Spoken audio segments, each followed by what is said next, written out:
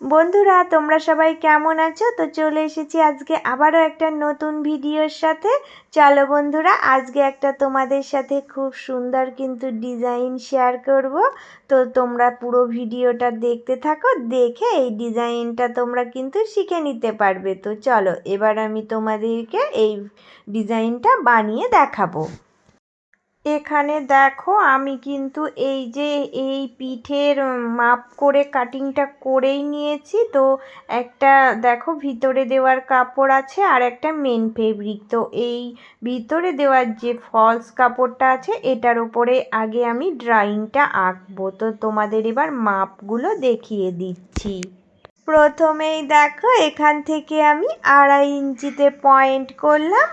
এবার সোজা নিচের দিকে চলে আসব। তো নিচের দিকে আমি 4 ইঞ্চি মতো ছেড়ে রাখছি, মানে যতটা পিঠ কাটিং হবে ততটাই ছেড়ে রাখবো।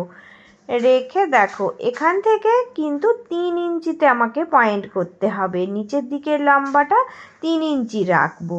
রেখে দেখো দুটো আমি পয়েন্ট পেয়েই যাচ্ছি।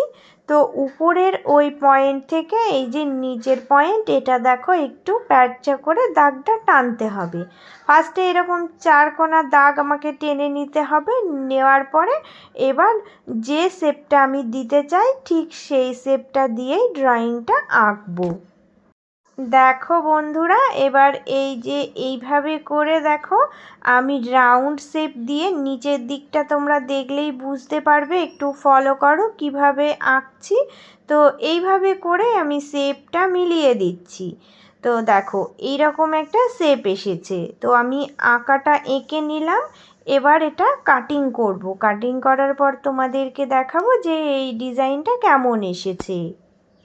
এবার আমি দেখো এই কাটিংটা করে নেব। যেভাবে আমি ড্রয়িংটা এঁকেছি সেম ওইভাবেই কাটিংটা করব। তো কাটিং করার পরে দেখো কতটা সুন্দর একটা ডিজাইন চলে এসেছে। তো এটা ভিতরের কাপড়টা আগে কাটিং করে নিলাম।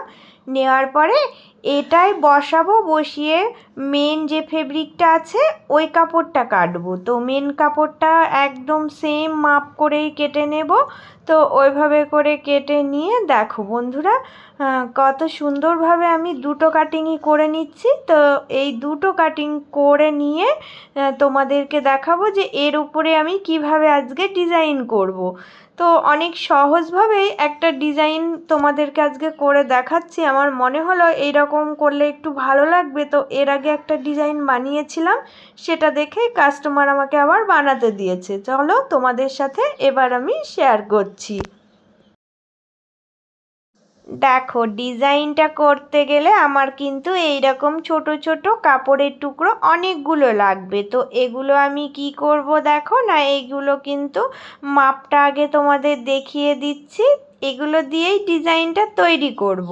তো দেখো এই দিকে 2 ইঞ্চি মাপ আছে আর এই দিকে 2 ইঞ্চি, মানে চারিদিকেই কিন্তু 2 ইঞ্চি করে মাপ থাকলে টোটালি সব দিকে 2 ইঞ্চিই থাকবে। তো এই মাপ করে আমি কেটে নিয়েছি এতগুলো কাপড়। এবার এটা কিভাবে বানাবো দেখবে। এবার একটা কাপড় আমি নিয়ে নিলাম। তো এই কাপড়টা দেখো আমি কোনাকুনি আগে ভাঁজ দেব। আজকের ভাঁজটা একটু আলাদা, দেখো এরকম কোনাকুনি ভাঁজটা দেবে। দেওয়ার পর এই যে এই কোনা ধরে একটা ভাঁজ দেবে, দিয়ে আবার একটা কোনা ধরে ভাঁজ দেবে, মানে এটা টোটালি 3টে ভাঁজ হবে।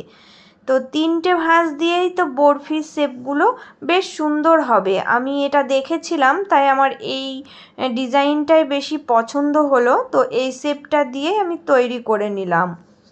এবার সবগুলো কিন্তু আমি একইভাবে দেখো এই রকম শেপ দিয়ে তৈরি করে নিচ্ছি। তো খুব সুন্দর করে আমার প্রত্যেকটা কিন্তু রেডি করতে হবে। আগে আমি এইভাবে করে সেলাই করে রেডি করে নেব, তারপরে এগুলো বসাবো কিভাবে তোমাদেরকে দেখাচ্ছি। তো এইভাবে করে দেখো এতগুলো আমাকে কিন্তু রেডি করে নিতে হয়েছে। এবার দেখো এবার আমি এই যে এর এক্সট্রা যে কাপড়ের টুকরোগুলো আছে এই কাপড়ের টুকরোগুলো সমস্ত কিন্তু আমি পরিষ্কার করে কেটে বাদ দিয়ে দেব। তো এই টুকরোগুলো না বাদ দিলে কিন্তু ভালো লাগবে না। তো প্রত্যেকটা টুকরো দেখো সুন্দর করে আমি কেটে এগুলো রেডি করে নিলাম। তো রেডি করার পরে দেখো তোমাদেরকে এবার আমি কিভাবে মানে সেট করব পিঠের ডিজাইনটা, তো সেইভাবেই তোমাদেরকে দেখিয়ে দিচ্ছি। প্রথমে আমি দেখো বন্ধুরা এই মেন ফেব্রিকটা নিলাম। তো নেওয়ার পরে কি করব না, এই যে এই টুকরোগুলো প্রত্যেকটা আমি পর দেখো সেট করব। তো একটার পর একটা দেখো সুন্দরভাবে আমি এই দিকে রেখে ডিজাইনগুলো এই টুকরোগুলো দেখো কিভাবে বসিয়েছি। তো এইভাবে করেই বসিয়ে আমি রাখবো। এইভাবে করে রাখার পরে দেখো আমি পুরোটাই জুড়ে নেব। আগে মেন ফেব্রিকের সোজা দিকে কিন্তু এই টুকরোগুলো আমাকে জুড়তে হবে, কারণ ফিনিশিংটা আমাকে ভালো করতে গেলে এই সোজা দিকটাতেই জুড়তে হবে।